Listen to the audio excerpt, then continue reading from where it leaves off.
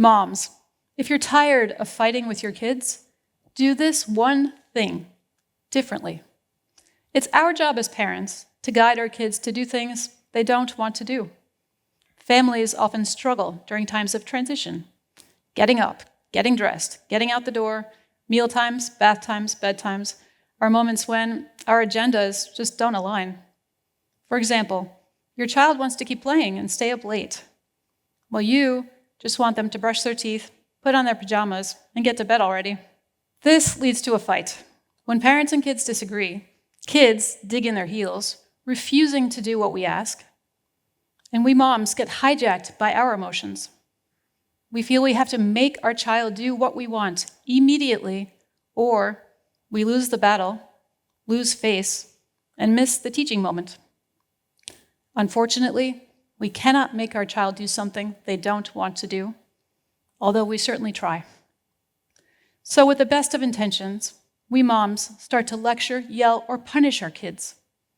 This leads to a power struggle, because no one, whether they're 4 or 44, wants to be yelled at or told what to do. What if, instead of losing it with your kids and having your child be scared of you or ignore you, there were a simple strategy to get your child to listen the first time? I'm a psychotherapist and a parent coach, and I've held 25,000 sessions with parents over nearly 20 years. That means I've helped thousands of moms and dads find strategies that work. So, what is this strategy? What can help you shift from being an angry mom to being a calm mom? Fortunately, it isn't complicated. See your child's point of view without arguing or agreeing. At its core, this is the very definition of empathy. When you understand where they're coming from, they'll stop yelling to be heard. They'll stop pushing back because you're not offering resistance. No, instead you're offering a path forward to find a win-win solution. You're role modeling for them.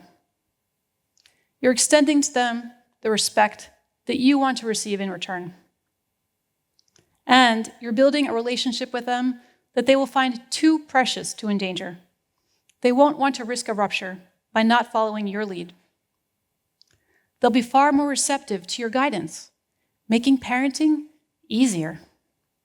So, how do you change strategies when things are going off the rails and all you want is your child to do what you ask, when you ask?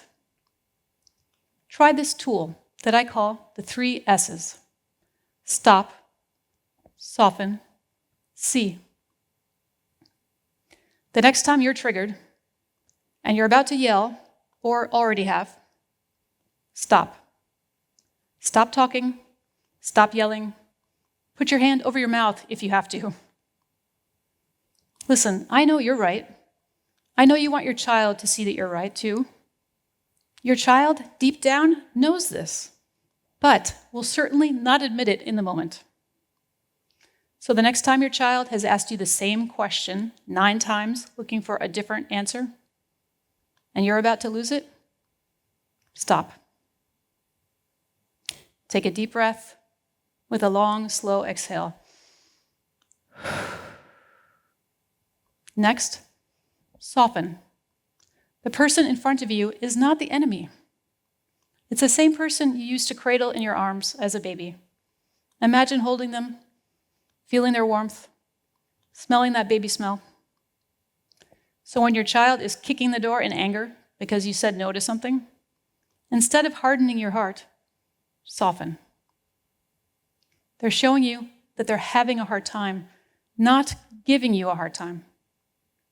In fact, they're waving a big flag saying SOS, I need your help. And lastly, see. See your child's point of view. Of course she wants to stay up late.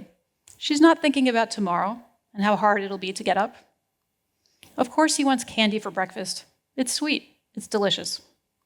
Let me share a story with you.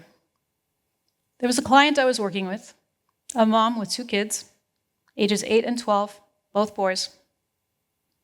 And there was a lot of friction around bedtimes.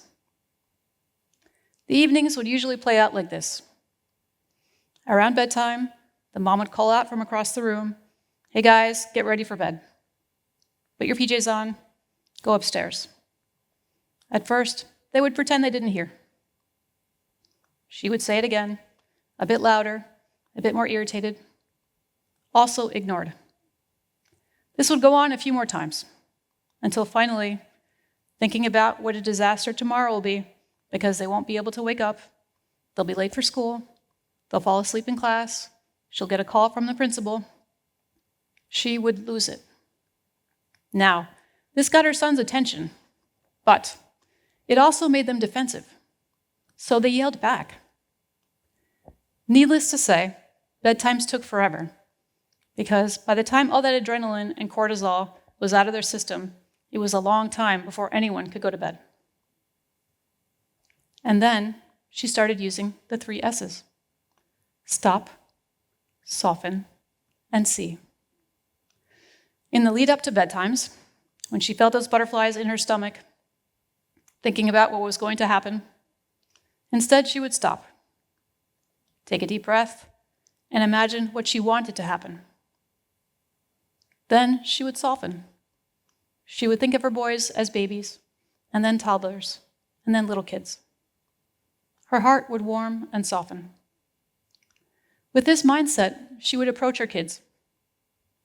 She would watch what they were playing with, ask some questions, and then gently and firmly she would say, "It's time for bed." She would acknowledge it's hard to stop playing when you're having fun. And putting an arm around each of them, she would ask them what they wanted to play with first tomorrow. There was no negotiation about whether it was bedtime. It definitely was. And they weren't always thrilled to have to stop playing. But the battles ended because the mom did not step into the power struggle. She did not get angry feeling she had to explain or justify why it was bedtime. It just was. She used a soft approach with firm, loving guidance, and she was proud of her parenting. And bedtimes were so much easier. So my challenge to you in the next 5 days, when you're about to lose it with your kids, try using the 3 S's instead. Stop, soften, see. And if you'd like to transform your parenting and be a calm mom in 16 weeks, message me on Facebook or Instagram. When you use the 3 S's, here's what you'll find. Kids that want to follow our lead because they feel understood. Moms that don't need to yell to be heard. Parenting that is easier. And the best part? Seeing your child's point of view will allow you to parent in a way that you're proud of.